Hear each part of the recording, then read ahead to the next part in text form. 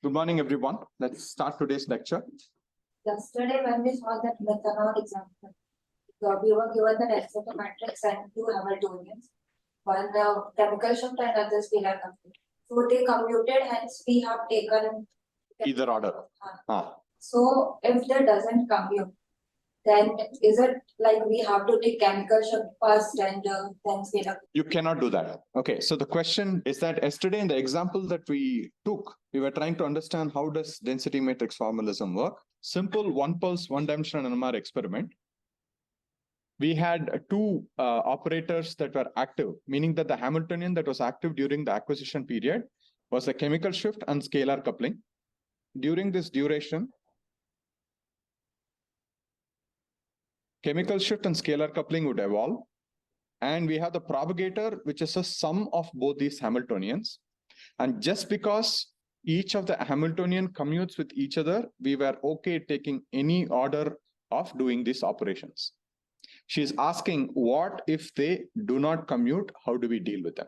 So the answer to that is there are places where the operators do not commute, in which case we got to literally go to the propagator way of solving it. You just cannot change the order of the Hamiltonians that will be present. Okay, so not just in this case where you have a sum, there'll be cases where you'll have one Hamiltonian followed by you'll have another Hamiltonian, where these two Hamiltonians won't commute. If they don't commute, you cannot just switch the order. That's what quantum mechanics has taught us. The case in point here is the strong coupling case, where you do have operators such as Ix, Sx plus Iy, Sy. And the commutation with Sz is not straightforward. The commutation with Iz, Sz is straightforward, which we have done, where it commutes. But its commutation, for instance, Ix, Sx versus Iz, does it commute? You will get something of the form of Iy, Sz to be present, right? So you see that it's not zero. So in such cases, you cannot switch chemical shift to the strong coupling Hamiltonian.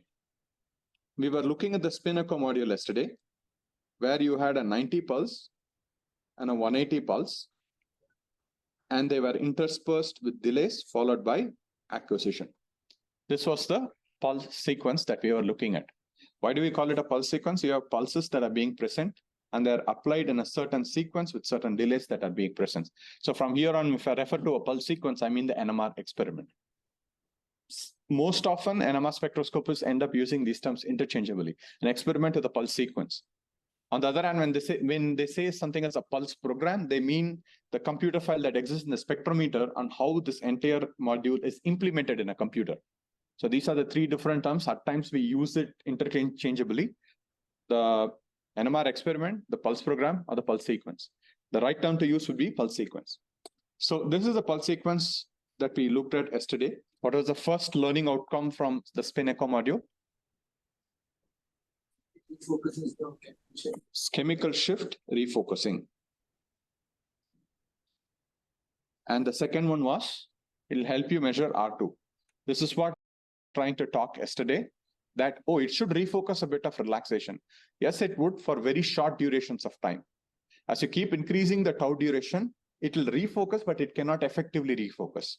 In fact, this is how people end up measuring R2. And there are some more advanced experiments called relaxation dispersion, where one would also be able to pick up something called conformational exchange that comes as REX by measuring R2. Since these are a little more complicated, this will be not part of this course, but this is how conformational dynamics in small molecules and proteins and nucleic acids are characterized. So this experiment has these two important outcomes. The next thing that we have to do here, okay, now that you realize during the tau period, chemical shift gets refocused, let's go to a IS spin system, which has a JIS that's being present. So you're also going to have the scalar coupling that will exist. Since we are talking only about Week's coupling limit, let's say during this tau duration, you have you have pi j, 2 IZSZ term that exists. What I want you guys to do right now is to start from equilibrium, where it is 0, and then after the pulse, after this duration, after the 180, and at the 4, what is the density matrix? Slowly, you guys are being exposed to the fact how questions will come in the midsem, which is next week. We are comfortable with the fact that we are looking at pulse sequences. Now I'm asking, if you started from equilibrium, take the same pulse program, solve for tau delay such that the Hamiltonian is not chemical shift anymore, because we just learned chemical shift refocuses. So therefore, we don't have to evolve it. So we are asking, if the Hamiltonian is weak scalar coupling, what happens? Please solve it.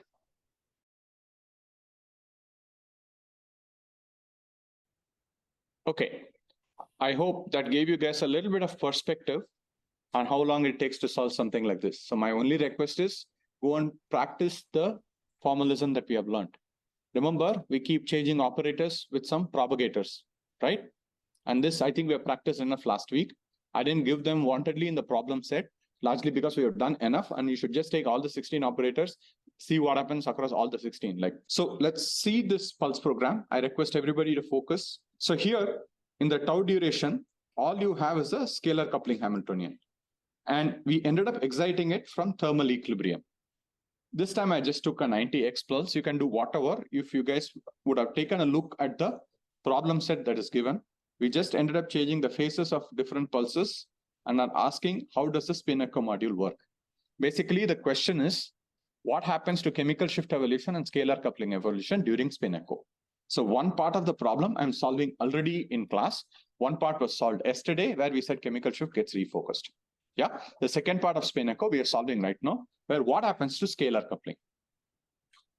So once you apply in a 90-degree pulse, what's going to happen? You're going to have the IZ that gets converted to minus IY with a 90-degree pulse. Since the phase is along X, it goes along minus Y. Same thing happens for Z as well. If you're asking this is too abstract, what should I be thinking of? You can think of two protons that are scalarly coupled with each other. We are trying to look at what will happen for the HA-HB. We learned that the chemical shift evolution will get refocused during the tau delay. We are asking what will happen to the scalar coupling during this period, right? So this is the density matrix that will exist after the first 90-degree pulse. During the tau duration, we have the weak scalar coupling that will be present. I'm only going to take IY and go forward, because whatever way I do with IY will also work the same way for SY. So writing it will just increase. Since they are one and the same, I'm not going to worry about it. This you can also do in your exam, but make sure you only do this for things that are similar. You cannot just do for dissimilar things and they'll work the same way. Okay? Everybody agrees with that? IY and SY, whatever we write, we'll just change the indices of I and S. So I'm just going to take IY and continue. So that's going to be minus IY cos pi gt plus 2IX SZ sin pi gt. How did the plus and minus come? If you had just propagated IY, it would become IY cos and then minus 2IX SZ sin. This is what we saw entirety of last week. Since there's an entire minus sign, there's a minus and a plus that's present. Now you're applying a 180-degree pulse on both I and S spins. Therefore, the pulse will affect both the I and S operators. Since you're applying along the X phase, what is going to happen here is that the Y is going to get flipped from minus Y to plus Y. On the other hand, the X part of it will not change at all, but the SZ part of it will go from plus SZ to minus SZ. So overall, this plus 2 IZSZ will become a minus 2 IZSZ. Did that make sense? We are talking about the pulse application on both the channels, which will affect both the I and S spin operators. Since you applied the 180-degree pulse, it will become plus IY from minus IY, and the plus 2 IX SZ will become minus 2 IX SZ. You can always try doing this with the Y phase pulse. That's part of your homework. So please go and do it. So what is going to happen? The next part of it is, this is the density matrix. What happens during the evolution with the same scalar coupling Hamiltonian that exists? This cos pi gt is a constant, so I took it out. So you have only the IY component. IY will go at IY is cos pi gt minus 2 IX as the sin pi gt. This we have done repeatedly. Now it's got to get ingrained in your brain. Minus sin pi gt comes out of this. Then 2 IX SZ will become 2 IX SZ cos pi gt plus IY sin pi gt. So therefore, one of the important things to prepare for exam next week is to learn how the chemical shift and scalar coupling evolution happens for IX, IY, minus IX, minus IY, and so on. So be comfortable with it. And all I'm trying to do is that you have IY components in two places. So I'm just clubbing them. So it's going to be IY cos square pi j minus IY sin square pi j. Similarly, you have minus 2 IX SZ, which is present in both of the places. In both the cases, it goes with cos pi j sin pi j from the density matrix we started with. Basic simplification. Therefore, I take IY out, you get cos square pi j minus sin square pi j minus 2 IXZ, which will give cos pi j sin pi j plus cos pi j sin pi j. Go back to your basic trigonometry, you would realize that it's going to be cos 2 pi j and sin 2 pi j for each of the respective ways to simplify these trigonometric equations. Everybody followed? If you might realize, all we did was to blindly apply the formalism that we had been talking about for the last 3-4 weeks, and the math, which is basically the commutator relationships, and ask what is going on. So now, what is the learning outcome?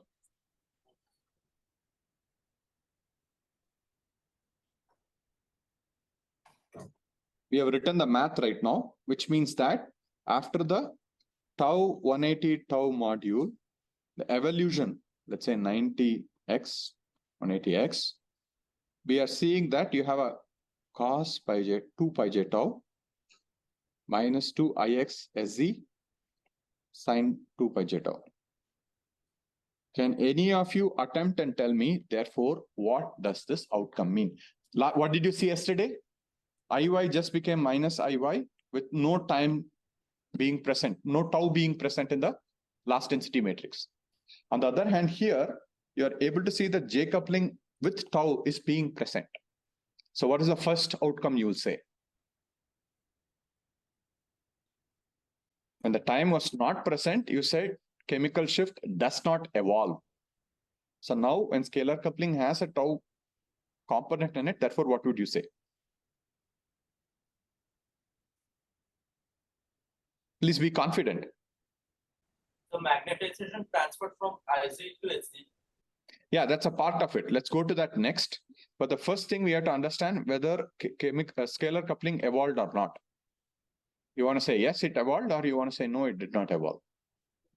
The tau is being present. That means scalar coupling with the J evolved. Okay, scalar coupling evolution happens in tau 180 tau.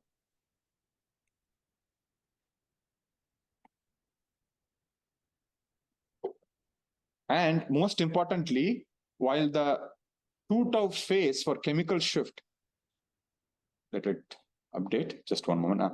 2 tau duration for chemical shift ended up refocusing, where any dephasing that happened in the first tau was rephased in the second tau.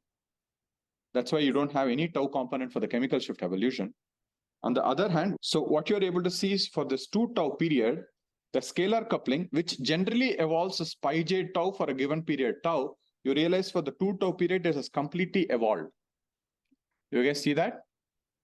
So the major learning outcome is that for a homonuclear spin system, what's a homonuclear spin system? Where I and S are the same, say, proton or carbon. We'll take proton, for instance. The gamma is same for both. Therefore, the 180-degree pulse that you apply gets experienced by both proton and both protons that are present. When you have something like this, chemical shift gets refocused during tau period, during 2 tau period. Scalar coupling evolves. Now, let's go to the next point. We started from minus IY, and you realize that after this tau 180x tau, this becomes IY cos 2 pi j tau minus 2 IX SZ sin 2 pi j tau. What this person was able to observe is that, okay, you just didn't go from IY to IY. Don't forget about the minus 1 that's being present. I could have always changed the first 90-degree pulse to a minus X phase pulse, where this would have been plus, for instance. Okay, let's not worry about the relative signs, but you are able to see that the IY remained, and most importantly, the 2 IX SZ term came up. You see that the SZ did not exist in the IY part, but suddenly it starts to come up here. Yeah, so that happens due to the scalar coupling interaction that's being present. Okay, so the most important part is that the single quantum coherence along I still remains a single quantum coherence along I, but it also starts to slowly invoke the S spin that is being present. We'll understand the implications of it in the next module called the INEPT module, with which we will stop for mid-sem. Let's go and recollect what did we do today. I tried to be as slow as I could be. We were looking at the same spin echo module, which is characterized by 90 tau, 180 tau, followed by acquisition. We are not worried about the acquisition. You guys know for a fact that during acquisition, you will have chemical shift and scalar coupling that will evolve. So we don't end up writing it.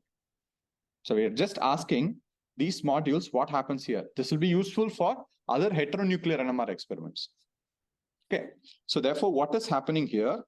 The two major things that we learned from yesterday, which is chemical shift gets refocused. And today we looked at the evolution of scalar coupling in this tau 180 tau period. And we are able to learn that the scalar coupling evolves for the entire 2 tau duration. So now let's ask the same question for a heteronuclear channel. What do we mean by this? Let's say you have a 90 tau, 180 tau. And let's say you have I and S spin system. You can imagine this to be a carbon-13 to proton. And you still have the same 90x, 180x, tau, and a tau. I don't want to end up doing this. Let's say the initial density matrix is just IZ. Let's not worry about SZ, because if you have had SZ, you realize that only this pulse will affect SZ. And if SZ, if you apply a 180-degree pulse, becomes minus SZ. So it's not going to give any signal. So for now, I can forget it. Agree? So let's not write about SZ, but go back and do this entire formalism that we have set up here. Yet again, you will find whatever you had seen a moment earlier is the same outcome that will come. So my request is, please do this as homework to understand. Very important, extremely important to understand any further step that will come. Basically, if you applied the 180-degree pulse on both I and S spin system, the scalar coupling will evolve. Let's do a slightly different experiment where we are having the spin echo on the I channel. So we'll keep the pulse phases same and the tau duration same. But for the S channel, no pulses are applied. Can we try this experiment out? And we'll still say the initial density matrix is just IZ. 90-degree X will make it minus IY. Then during the tau duration, you're able to see that it will be IY cos pi JT and IX sin pi JT. Now you're applying a 180-degree pulse only on the I channel. So let's see what happens. Minus IY will become plus IY, similar to what we saw last time. Previously, we were able to see that X will also not change. Here also it will not change. So let me write it. 2IX. Okay. Remember, last time SZ became minus SZ because a 180-degree pulse affected both. Now it will not touch this at all. So SZ will remain SZ. Yes. So what do you mean by apply 180 pulse only on the I channel? You can imagine I is the proton and S is the carbon. The Larmor precession frequency of proton, let's say, is at 400 megahertz. The Larmor precession frequency of carbon will be at 100 megahertz. So these are different channels. These are too far away. Therefore, the pulses that are applied are specifically for proton or the carbon. So therefore, I'm choosing not to apply the 180-degree pulse on the carbon channel. That's it. Okay. Did that make sense now? Previously, we had only a single spin system, meaning that the two spin half systems, both were protons. Therefore, if I apply a hard pulse on the proton, both protons see it. Currently, we are looking at the heteronuclear system. You can imagine this as 13C1H. Then if you do not apply a S-spin pulse, the SZ, which previously got converted to minus SZ due to the 180-degree pulse, but now will not see this at all because you are applying this elsewhere. And we have the way to keep it exclusive, that which channel do we apply it? You have all the power for it. Now, during the tau period, let me write in the next page. So what do we have? Iy cos pi jt plus 2ix sz sin pi jt. Now you are having the tau duration yet again with the scalar coupling. So as we did all the time, take the constant out, Iy cos pi jt minus 2ix sz sin pi jt plus sin pi jt 2ix sz cos pi jt plus Iy sin pi jt.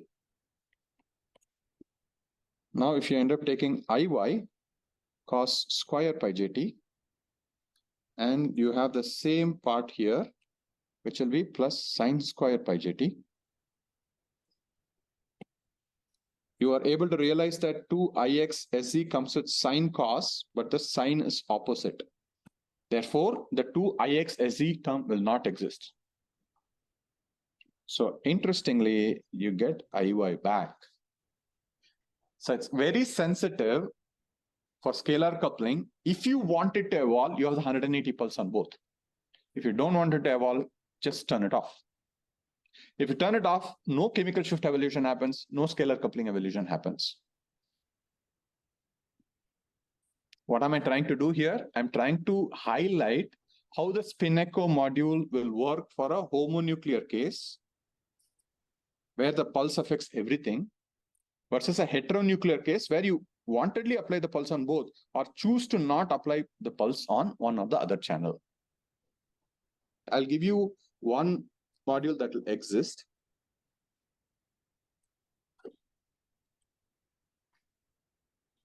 Go do this module where you still have a 90x. You can make a 180x here, where this is an IS channel. Start with the initial density matrix as IZ only. Tell me what is the outcome here.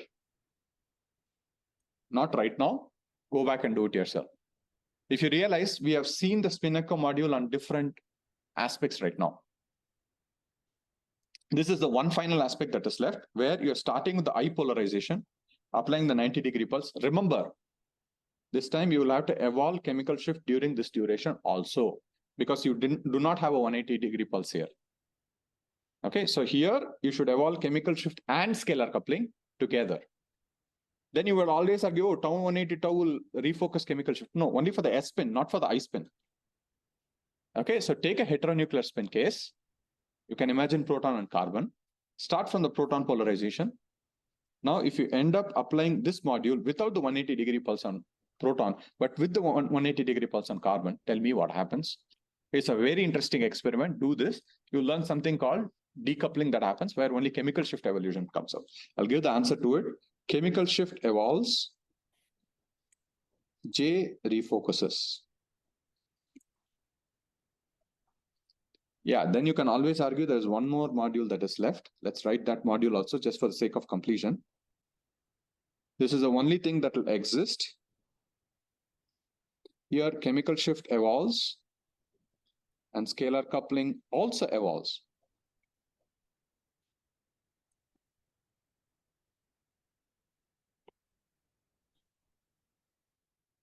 Slowly, what we have learned, this 2 tau period, what happens is under our control. You want scalar chemical shift to evolve, scalar coupling to evolve, you let the time evolve. Yes. If you want chemical shift not to evolve, but scalar coupling to evolve, put the 180 on both I and S, right? If you want chemical shift to evolve, but scalar coupling not to evolve, do this. So you have two interactions that are present, chemical shift and scalar coupling. Now the question depends on what is it you want to measure. Oh, I only want to measure chemical shift. You have the ability to do it. You only want to measure scalar coupling. You have the ability to do it, isn't it? Do you see the power of it? This is where density matrix formalism is super helpful, where when you have multiple pulses, you can't imagine what's happening to the magnetization. Especially when you go to the heteronuclear case, something like this, you cannot imagine in 16-dimensional space which one is doing what. We potentially could, but for this course, for now, we will not go there yet.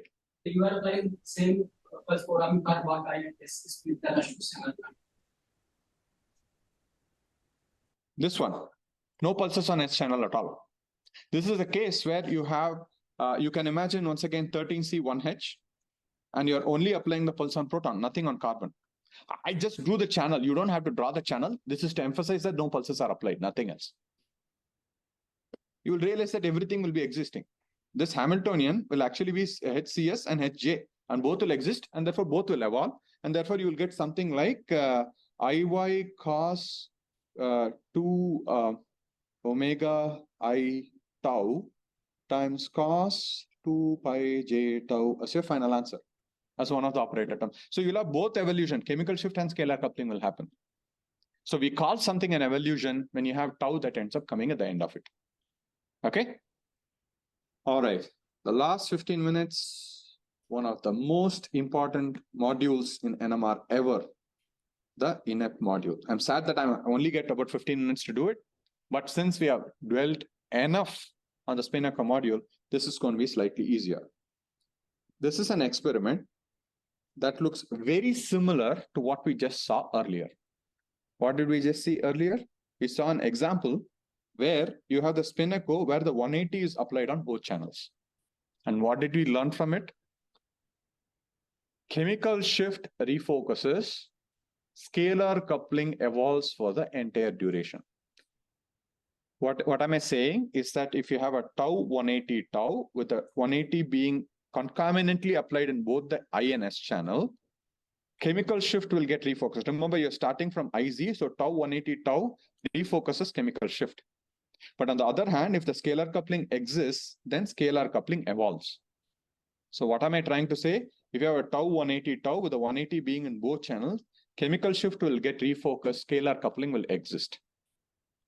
So we are working with the same module. I'm keeping with the same pulse phases as well. And you have a tau duration in both. Okay? So therefore, I'm not going to waste my time writing anything. I'm going to write tau 180 tau, where the 180 is applied on both I and S spin. Oh, sorry, not tau 180 tau.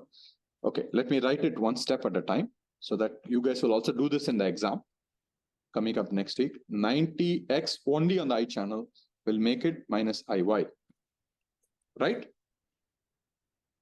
Since we have done tau 180 tau with both I and S channel being excited by the 180, we know for a fact you're going to get IY cos 2 pi j tau minus 2 IX SZ sine 2 pi j tau.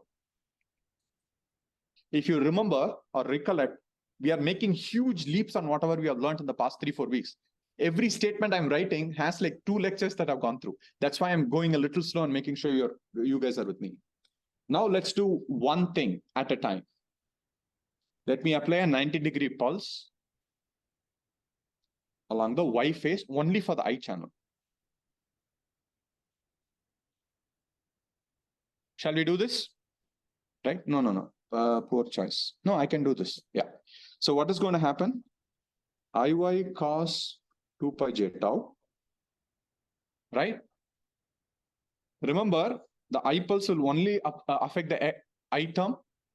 So if you're applying a Y pulse along minus IX, what are you going to get?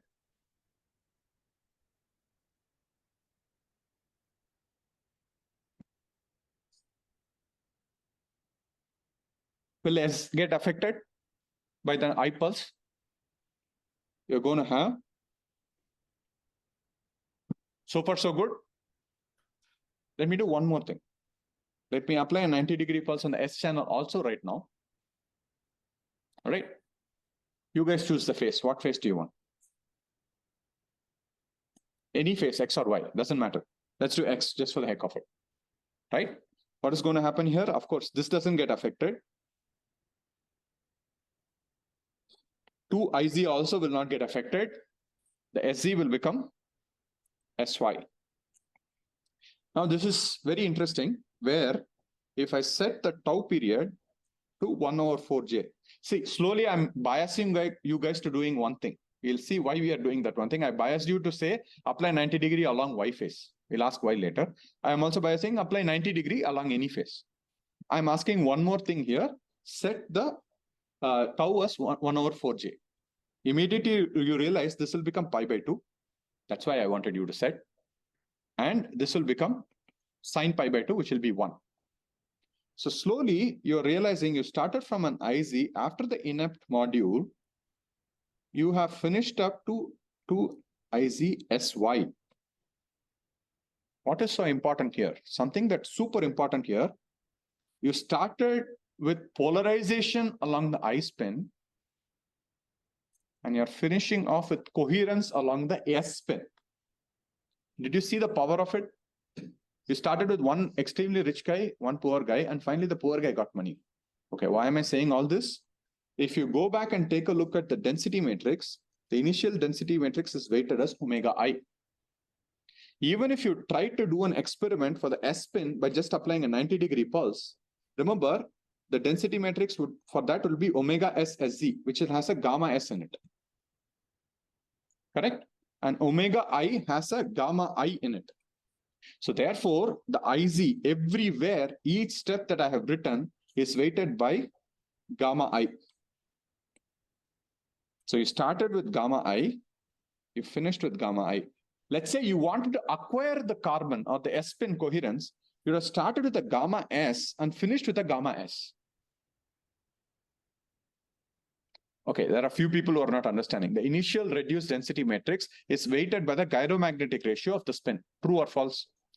The INEPT module that you started with the I polarization is weighted by the I gyromagnetic ratio. If you just wanted to measure the S spin, why did you apply the pulse in I? You could have applied the pulse in S. So which is a simple 1 pulse 1D NMR experiment on S. The reduced density matrix at equilibrium for that will be weighted by omega S, right? But slowly you come up with an experiment where you could have generated the S coherence with the I polarization. If this is too abstract, think of a way where your carbon-13 1H that are bonded to each other. If you wanted to measure the carbon-13 spectrum, you know that it's less sensitive than the proton because of gyromagnetic ratio. But now what you've done is done the opposite. You have exploited the proton polarization, gyromagnetic ratio, to measure S chemical shift. If you let this evolve, omega S will evolve.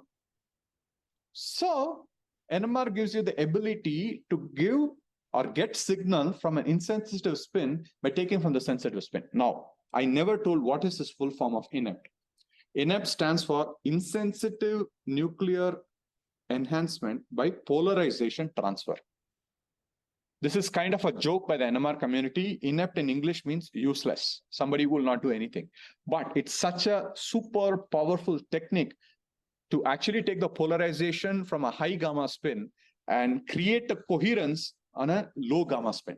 You guys accept it? So this is one of the important things to understand. Now, there are a few things that I took forward and moved on. There are few implications that are important, and your mid-sem questions will be based on this. If you see the first and second 90 that are being present, those pulses should be of orthogonal phase. For instance, go back and do this as a homework, important homework. Instead of the Y phase, you kept it along X itself. What would have happened? Instead of Y phase, you kept it along X itself. The Y would have gone to Z, and the X would have remained as is. Okay. Then if you end up applying the 90 for the other one, you would have created a multiple quantum coherence, which cannot be detected. Right. So go back and understand what I just said. So I'm not going to repeat this because I want you to go and practice it. The first and the second 90 that are present in the INEPT on the I channel, the phase must be orthogonal. So go prove this to yourself by keeping the phase same, or keeping the phase opposite, or changing the phase orthogonal, but in these ways. Okay, so what do I mean by this? Repeat the INEPT.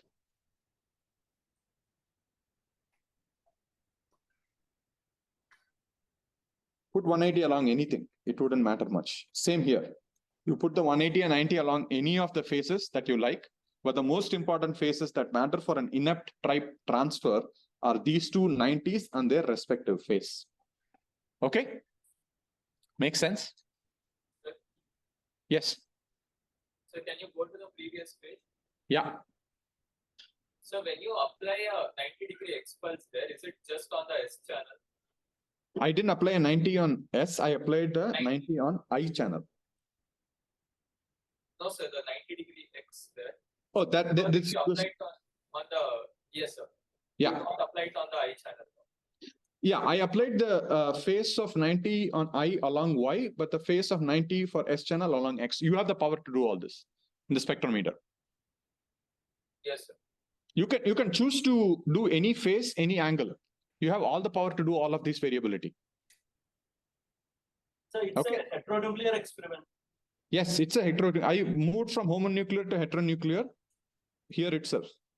I moved on to heteronuclear because that's more important for us for biomolecular NMR spectroscopists. Yeah. Okay. So the most important outcome of the INEPT experiment is by taking money from the rich guy and giving to the poor guy. It cannot get any more liberal than this. Yeah, I'm calling that experiment as INEPT. That's the highest of jokes. But anyways, quiz, the midterm will have quite a bit of questions on this. So go back and do this where you alter the phase. Now I won't give you which phase. I'll just give some, let's say this phase is phi, this phase is psi, alter phi along x, y, minus x, minus y, alter psi along x, y, minus x, minus y. Do all the 16 combinations. I'm not asking you to do all the 16. The moment you do 2 or 3, you will understand how it's going. But there are 16 possible combinations, but that should not worry you. Correct? Keep the pulse angles same. But the most important outcome of the INEPT experiment is that you start from the high gamma nucleus and get S coherence, which is fantastic. Okay? Like it or not, life doesn't finish there.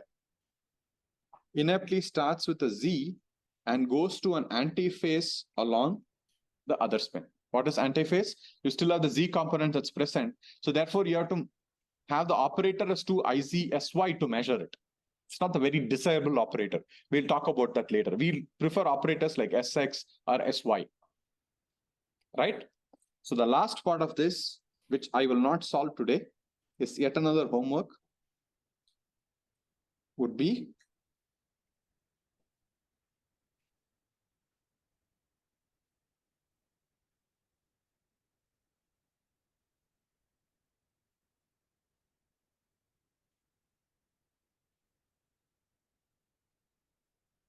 keep the phases same that we did earlier.